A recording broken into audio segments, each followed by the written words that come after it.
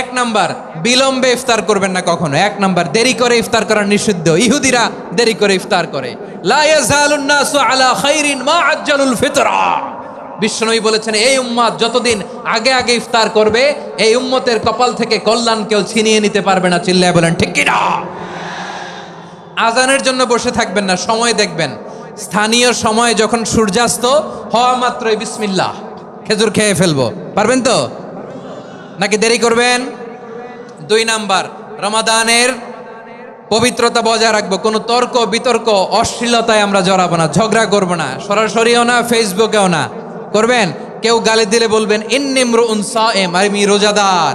আল্লাহর হাবিব শিখিয়েছেন, কেউ যদি তোমার গালি দেয়, কটু কথা বলে, অশ্লীল কথা বলে, রমজানে তুমিও বলতে পারবে না। তুমি বলতে পারবা ইন্নিমরুন সায়েম, আমি রোজাদার। আজকে থেকে নিয়ত করেন, রমজানে কেউ গালি দিলে আপনি একটা গালি দিবেন নাকি? কি বলবেন? রোজাদার, রমজানের পবিত্রতা আমি ভঙ্গ করতে পারবো না। অশ্লীল নাটক সিনেমা আমরা দেখব না।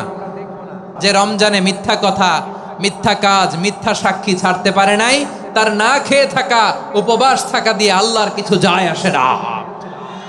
এজন্য মিথ্যার সাথে আমাদের কোনো সম্পর্ক আছে? মিথ্যা বলবো না। 4 নাম্বার, অপচয় করব না।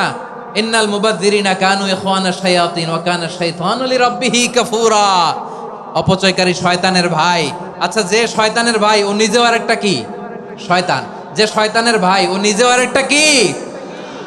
অপচয় করব না। ইফতারি করতে যে আমরা অনেকে অপচয় করি, এগুলো করবেন আপনারা না। অপচয় অপব্যয় করব না। 5 নাম্বারে, রিয়া, লোক দেখানো ইবাদত আমরা করব না। লোক দেখানোর জন্য নামাজ, রোজা, জিকির, তেলাওয়াত, দান, সদকা এগুলো করলে আল্লাহর দরবারে এগুলো কবুল হবে। বিশ্বনবী বলেন, দাজ্জালের ফিতনার চেয়ে একটা বড় ফিতনার ভয় আমি করি। সেটা কি? আর রিয়া, শো অফ মেন্টালিটি, লোক দেখানো মানসিকতা। এটা থেকে আমরা বিরত থাকবো ইনশাআল্লাহ। 6 নাম্বার, অনেক গুরুত্বপূর্ণ। ব্যবসায়ী ভাইয়েরা, ব্যবসা করেন কারা কারা? হাত তুলে দেখান তো আমারে। মাশাআল্লাহ, হাত নামান। ব্যবসায়ী ভাইয়েরা, অনেক অসাধু ব্যবসায়ী আছে, রমজান আসলে নিত্য প্রয়োজনীয় পণ্যের মূল্য বৃদ্ধি করে দেয়। এরকম আছে না নাই? এগুলো করবেন না। মজুদদারি করবেন না। পণ্যের কৃত্রিম সংকট বাজারে করবেন না। আপনি লাখ টাকা কামায়া ভাবছেন যে রোজাদারদের কষ্ট দিয়ে ধনী হবেন। এমন রোগ আল্লাহ আপনারে দিবে, কোটি টাকা দিয়েও আপনি হাসপাতালের বিল পরিশোধ করার ক্ষমতা আপনার হবে না। খবরদার। শেষ বয়সে দেখবেন কি কষ্ট আপনার হয়। আপনি রোজাদারদের কষ্ট দিচ্ছেন, আল্লাহ আপনার সুখে রাখবে? আল্লাহর দোহাই লাগে, আমার ব্যবসায়ী ভাইয়েরা এটা করবেন না। আরব বিশ্বে আমরা দেখেছি, আরব বিশ্বের ব্যবসায়ীরা সারা বছরে ব্যবসা করে, রমজানে ভর্তুকি দেয়।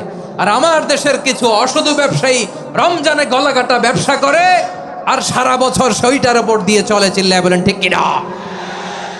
করবেন না, এটা করবেন না। নিত্য প্রয়োজনীয় পণ্যের মূল্য বৃদ্ধি করা হারাম, পণ্যের কৃত্রিম সংকট তৈরি করা হারাম, মজুদদারি করা হারাম, রোজাদারদেরকে কষ্ট দেয়া হারাম। এটা করবেন না। 7 নাম্বারে সর্বশেষ কথা, অধীনস্থ যারা আছে তাদের কাজের চাপ আপনারা কমিয়ে দিবেন। কাজের লোক, ফ্যাক্টরির ওয়ার্কার, স্টাফ, তাদের প্রতি যদি রহম করেন, আপনার উপর রহম করবে কে? আমার প্রিয় ভাইয়েরা, এই আসন্ন রমাদান এটা এমন এক বরকতের মাস, যে মাসে আমরা নিজেদের নাফসের উপর নিয়ন্ত্রণ প্রতিষ্ঠা করি। সারা বছর নাফস আমাদেরকে নিয়ন্ত্রণ করে, আর রমাদানে আমরা নাফসকে নিয়ন্ত্রণ করি। কথা বুঝতেছেন? সারা বছর নাফস আমাদেরকে নিয়ন্ত্রণ করে। এই যে এখন আমার খেতে মনে চাইলে যে খেজুর রাখা, আমি খেজুর খেতে পারবো। নাটস আছে, বাদাম খাইতে পারি। খাইতে মন চাইলে পানি, আমার রুহুটা চায়, আমার নাফসটা খেতে চায়, আমি খেতে পারি, পান করতে পারি। বিবাহিতরা দিনের বেলায় স্ত্রীর সাথে মেলামেশা করতে চাইলে করতে পারে, কিন্তু রমাদানে দিনের বেলায় খেতে মনে চায় কিন্তু আমরা খাই। আমার প্রবৃত্তি খেতে চায় কিন্তু প্রবৃত্তির কথা আমরা শুনি, কথা কয় না। রমজানে খেতে মন চাইলে আমরা খাই।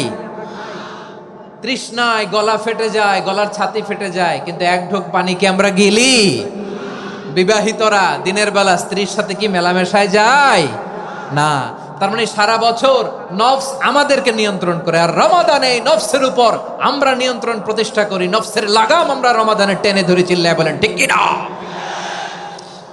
এজন্য আমার প্রিয় ভাইয়েরা, নফসের উপর নিয়ন্ত্রণ নিতে চাইলে রমাদানের রোজার কোনো বিকল্প নাই। এটা এমন মাস যে মাসের ফজিলতেরও কোনো শেষ নাই।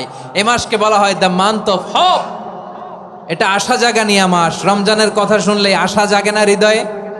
হ্যাঁ, ইদা জা রমাদান ফুতিহাত আবওয়াবুস সামা ওয়া গুল্লিকাত আবওয়াবু জাহান্নাম ওয়া সুফিদাতিশ শায়াতিন।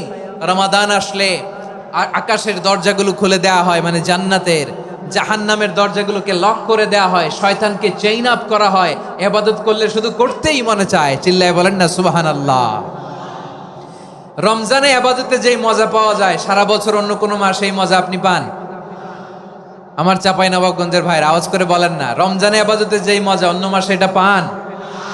কারণ রমজানে ইবাদত করলে সওয়াবও বেশি, ইবাদতের একটা পরিবেশ থাকে, ঠিক কিনা বলেন? অন্য মাসে ইবাদত করলে এর সওয়াব পাওয়া যায় গাণিতিক হারে, রমজানে ইবাদত করলে সওয়াব বাড়তে থাকে জ্যামিতিক হারে। সুবহানাল্লাহ কইবেন না? অন্য মাসে সওয়াব বাড়ে গাণিতিক হারে, রমাদানে ইবাদত করলে সওয়াব বাড়ে কিভাবে জ্যামিতিক হারে বাড়ে দেখেন। রমাদানে একটা নফল করলে ফরজের সমান সওয়াব, একটা ফরজ করলে 70 থেকে 700 গুণ সওয়াব, রমজানে ওমরা করলে হজের সমান সওয়াব। সুবহানাল্লাহ নাই? দ্য মান্থ অফ হোপ, আশা জাগানিয়া মাস। এই মাস আমাদেরকে হোপফুল করে, আশাবাদী করে। রমাদান যেমনি দ্য মান্থ অফ হোপ, আশা জাগানিয়া মাস, এট দ্য সেম টাইম এই রমাদান হচ্ছে মান্থ অফ ওয়ার্নিং, একটা ওয়ার্নিং এর মাস। নবী যেমনি আশা জাগাইছে আবার ওয়ার্নিং দিয়েও গেছে, খবরদার। ওয়ার্নিংটা কেমন? আল্লাহর হাবিব সাল্লাল্লাহু আলাইহি ওয়াসাল্লাম মসজিদে নববীর ভেতরে হঠাৎ তিনি মসজিদে নববীর মিম্বারে পা রেখে বললেন আমিন। দ্বিতীয় ধাপে পা রেখে বললেন আমিন, তৃতীয় ধাপে পা রেখে বললেন আমিন। সাহাবারা অবাক হয়ে বললেন ইয়া রাসূলুল্লাহ, ইয়া হাবিবাল্লাহ, 3 বার শুধু আমিন আমিন পড়লেন, কেন পড়লেন আমরা কিছু জানি না, আমাদেরকে জানিয়ে দেন কেন আপনি 3 বার আমিন বললেন। রাহমাতাল লিল আলামিন আল্লাহর হাবিব বললেন, ও আমার প্রাণের সাহাবীরা, আমি যখন মসজিদে নববীর মিম্বারের প্রথম ধাপে পা রেখেছি, সাইয়েদনা জিবরিল এসে আমাকে বলেছে, ও নবী, আপনার নাম শুনে যে ব্যক্তি আপনার উপর দুরূদ পড়ে না তার ধ্বংস। আপনি বলেন আমিন। আমি বলেছি আমিন।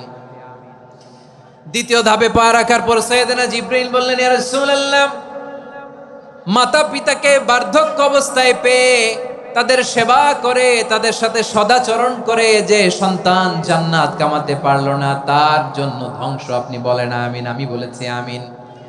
আবার মিম্বারের তৃতীয় ধাপে ঠিক যখনই আমি পা রাখলাম, সাইয়েদনা জিবরাইল বললেন, নবী, রমজান মাস পাওয়ার পরে এই মাসে ইবাদত করে যে ব্যক্তি নিজের গুনাহ মাফ করাতে পারলো না তার জন্য ধ্বংস। আপনি আওয়াজ করে পড়েন আমিন। কত বড় ধমক, কত বড় ওয়ার্নিং দেখছেন। যে রমাদান পেয়েছে কিন্তু রমাদানের ইবাদত করার মধ্য দিয়ে সে নিজেকে জাহান্নাম থেকে মুক্ত বানাতে পারলো না, তার উপর আল্লাহ লানত, তার জন্য ধ্বংস। সাইয়েদনা জিবরাইল বলেছেন আমিন, স্বয়ং বিশ্বনবীও বলেছেন আমিন। আওয়াজ করে পড়েন নাউযুবিল্লাহ। তাহলে রমজান আসবে আর আমরা নিজেদেরকে জাহান্নামীদের লিস্ট থেকে নাম কাটিয়ে জান্নাতীদের লিস্টে উঠাতে পারবো না। এর চেয়ে বড় হতভাগা কি আর কেউ থাকতে পারে? আওয়াজ করে বলেন। তাহলে রমাদানের এই রহমত, বরকত, মাগফিরাত, ফজিলত আমাদের কামাই করার দরকার আছে না নাই?